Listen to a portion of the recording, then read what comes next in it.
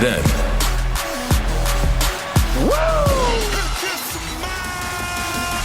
now, Acknowledge me. the king of kings. You can't see me. Forever.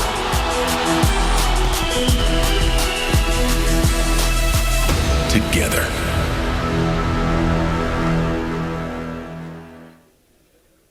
And now, WWE presents the Money in the Bank press conference. Hello, everyone, and welcome to the Money in the Bank press conference.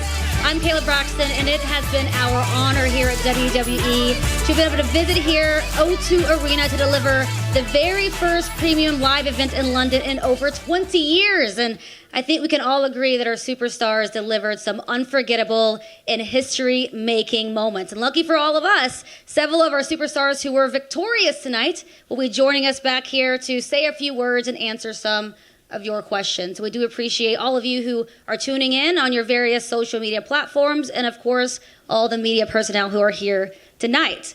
Now, again, we are going to take questions from you for our superstars, but in order to do that, if you have a question, make sure you raise your hand, and we make sure you stand up so we can see you. We'll have people delivering microphones, and then state your name, your media affiliation, and ask your question, and we'll be off to the races.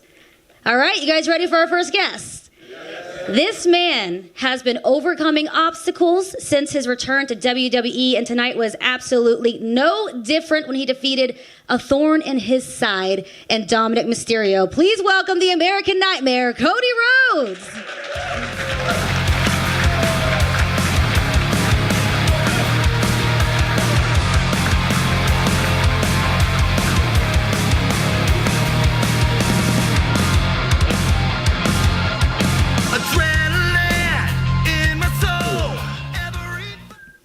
Hi.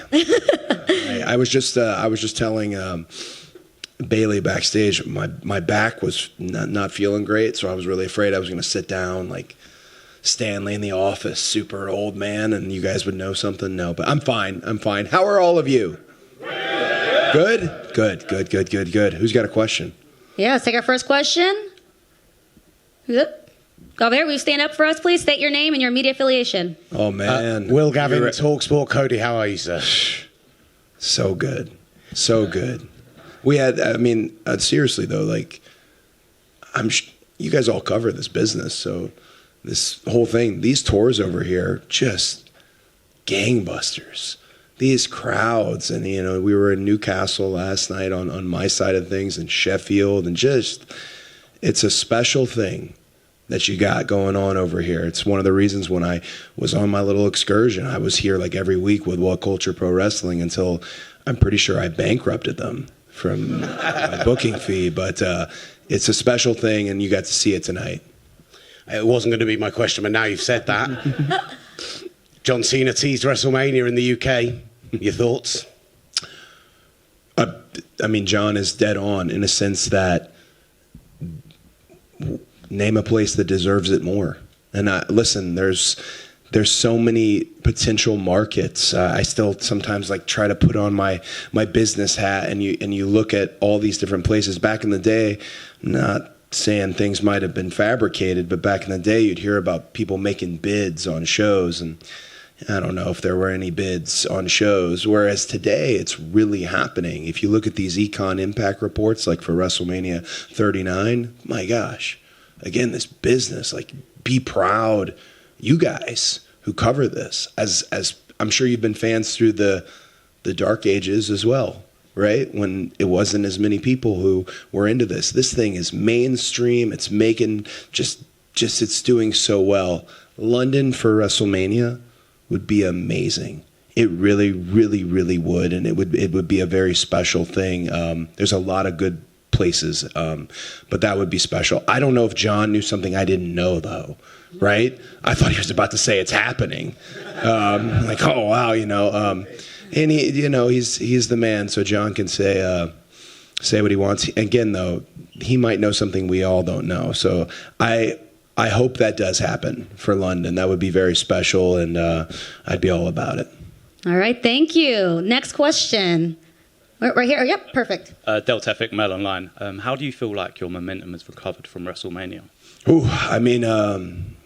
if we're going to get real, we don't have to get super inside baseball, but a little, I've got a very specific task that's in front of me.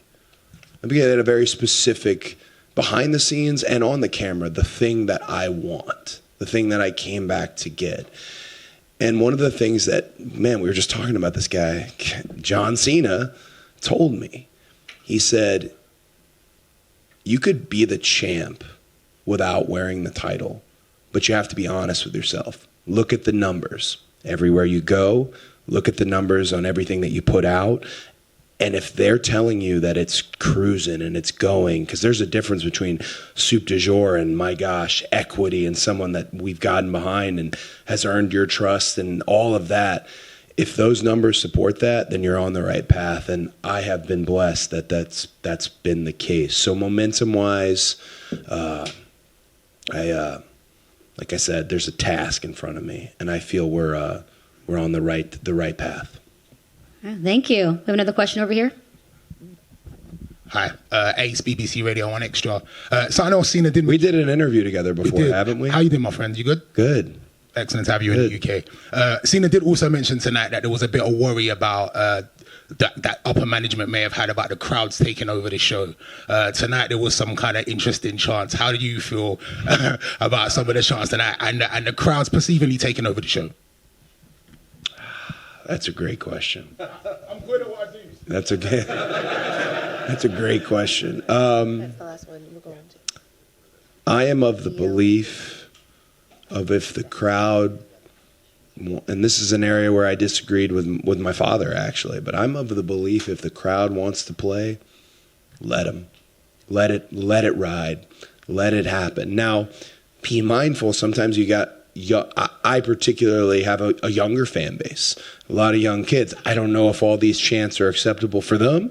So, if you guys are gearing up as London, as the United Kingdom, gearing up for a potential WrestleMania, maybe keep that in mind. But we don't get that everywhere.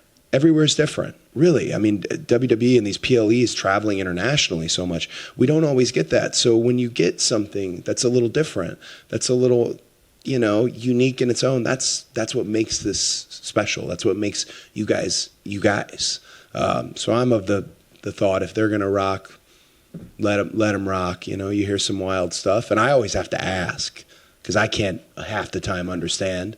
Is that a really bad thing? Are they mad? But I always ask, and it's fun. It's fun. The whole point, volume is not down. This isn't on mute. Like, the whole point is to get you guys up, excited, mad, whatever the hell it is. And just lately, we've been able to strike that. Great. And we have one more for Cody right over here. Expressions oozing, representing Barstool Sports. Cody, how are you? Oh, I'm good, but I feel like does my voice sound gravelly? You're all good. I want to point this out, but I don't want you to look. So don't look when I mention this, but Kayla do you have your Louis on? Oh, never mind. So she had Louis Vuitton flip-flops on earlier, and I thought they were pretty dope, but I didn't want to draw attention to them because there's a lot of like weirdo people about feet and stuff. But then I had my Louis slippers on, and there was a whole bit I was going to do. And ruined it. Here we go, the next time. No, that wasn't. What was the question? Sorry. Yeah, I haven't even got to it. So, Cody, first things first, I'd like to apologise on behalf of the UK but for the lack of pyro in your entrance. Do you know what I know? But I know we're in the O2, but next time, maybe if we're in the stadium, we'll have all the pyro. But my question is, would winning the World Heavyweight Championship be finishing the story? Oh, man, I don't want to be a downer, but no. Now, winning the World Heavyweight Championship would be outstanding. Yeah. Would be amazing. Yeah. It is the title on the flagship show, Monday Night Raw. Absolutely. Matters, is important, and what Seth is doing with it is a special thing, and you're going to see that title will mean far more in 5 minutes and then 10 minutes. Every second it gains equity. But finishing the story was always about the title that my dad didn't get.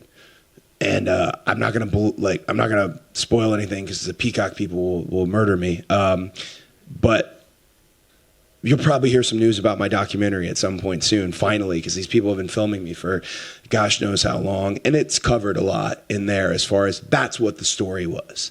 You know, he really did hold it, and he held it in the garden, and like, it ate me up that he never got it. So that's finishing the story. The World Heavyweight Championship is a whole nother story. It is. And again, very special. The main title on Monday Night Raw. I don't look down on it in any way. Awesome. Well, Cody, thank you so much. Thank you, guys. Thank you.